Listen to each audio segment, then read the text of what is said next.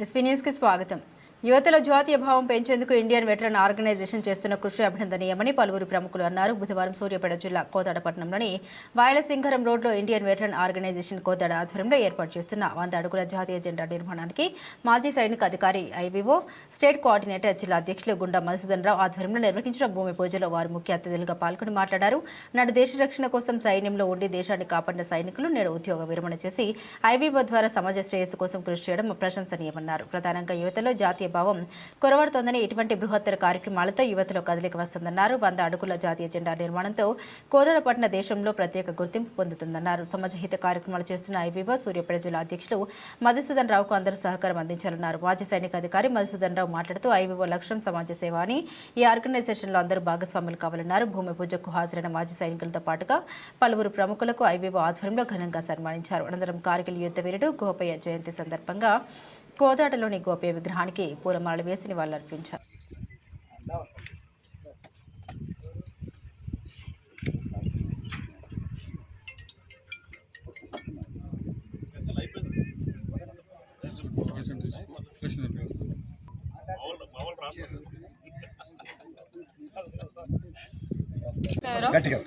కోదాడ పట్టణ ప్రజలకు, మీడియా మిత్రులకు, పుర ప్రముఖులకు అందరికీ కూడా సూర్యాపేట గోపయాచారి గారి భార్యగా నా పేరు శారద, కార్గిల్ అమరవీరుడు గోపయ్య గారి జయంతి సందర్భంగా ఈరోజు లాస్ట్ ఇయర్ ఐఓబిఓ తరపు నుంచి మనకి గోపయ్య గారి విగ్రహాన్ని ఇక్కడ ప్రతిష్టాపన చేయడం జరిగింది.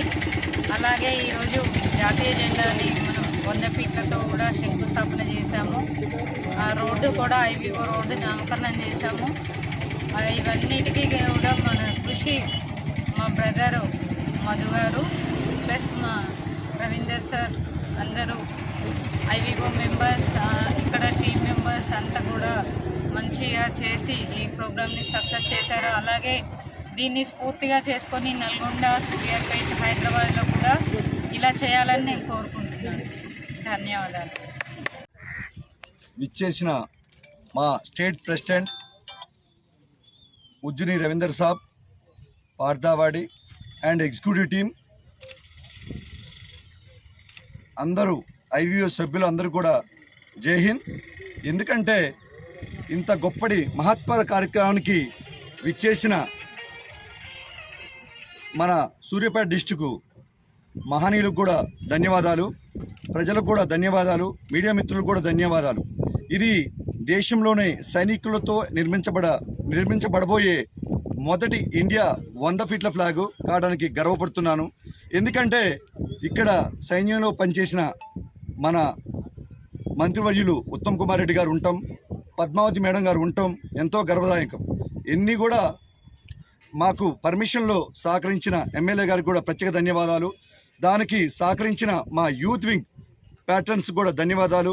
మరియు ఎంతోమంది యూనిఫామ్ లేని సైనికులు కూడా నాతో ఉండి ముందుకు నడుపుతున్నందుకు ధన్యవాదాలు. అదేవిధంగా మా స్టేట్ ప్రెసిడెంట్ గారు కోరిక మేరకు ఈరోజు అన్న నిర్ణయం కూడా ఆగస్టు 15నే సుభాష్ చంద్రబోస్ విగ్రహాన్ని కూడా ఇక్కడే ఏర్పాటు చేయడానికి దాన్ని కూడా పరిశీలన చేసి దానికి మా యొక్క ఎగ్జిక్యూటివ్ మెంబర్స్తో డిక్లేర్ చేసి ఆగస్టు 15 రోజులు కూడా దాన్ని కూడా జాతికి అంకితం చేస్తామని నిర్ణయం తీసుకుంటున్నాను. అదేవిధంగా ఇది జాతీయ పండగ, ఎందుకంటే 140 కోట్ల రిప్రజెంటేటివ్లు ఉన్న ఏరియా. అందువల్ల దీన్ని జాతీయ భావాలతో ఉండి భవిష్యత్తులో ఎన్నో చేయాలి అద్భుతాలు. ఇక్కడి నుంచే మనకి ఎన్నో ప్రోగ్రామ్స్ నడుస్తాయి భవిష్యత్తులో. మన కోదాడపట్నం ఎందుకంటే డిఫెన్స్ ఏరియా అయిపోయింది, ఐవీఓ ఏరియా అయిపోయింది. IVO road, IVO office, IVO Gopayya సాబ్, ఐవీఓ సంతోష్ కుమార్ సాబ్, అదేవిధంగా మనకి డిఫెన్స్ మెంబర్స్ ఎక్కువ ఉండటం వల్ల రేపు భవిష్యత్తులో కూడా సుభాష్ చంద్రబోస్ విగ్రహాన్ని ఏర్పాటు చేసి, మరియు ఐవీఓ అంటే ఏం లేదు, మంచి ఎక్కడ మంచి ఉంటుందో అక్కడ ఐవీఓ ఉంటుంది. ఆపదలు ఆదుకునేది ఐవీఓ అనేది కూడా ఎంతోమంది సభ్యులు తయారయ్యారు. భవిష్యత్తులో కూడా మరి ఎంతోమంది ఇక్కడ సభ్యత్వం తీసుకొని జాతి కోసం చేయాలి. ఎందుకంటే ఏం చేస్తే ఐవీఓకి సేవ చేస్తే ఏంటంటే పంచభూతాలు సహకరిస్తాయి. పంచభూతాలు ఎందుకు సహకరిస్తాయి అంటే మంచి చేస్తే. అదే భావంతో ఏర్పడేది ఐవీఓ. దీనికి ఫౌండర్గా నిర్మించబడే మా నేషనల్ ప్రెసిడెంట్ జేఎస్ శంకర్ గారు కూడా ప్రత్యేక ధన్యవాదాలు తెలియజేస్తూ ఇది మీరు ముందుకు తీసుకోవాలని మీడియా మిత్రులని కోరుకుంటూ జై Hind. Thank you very much. జై హింద్.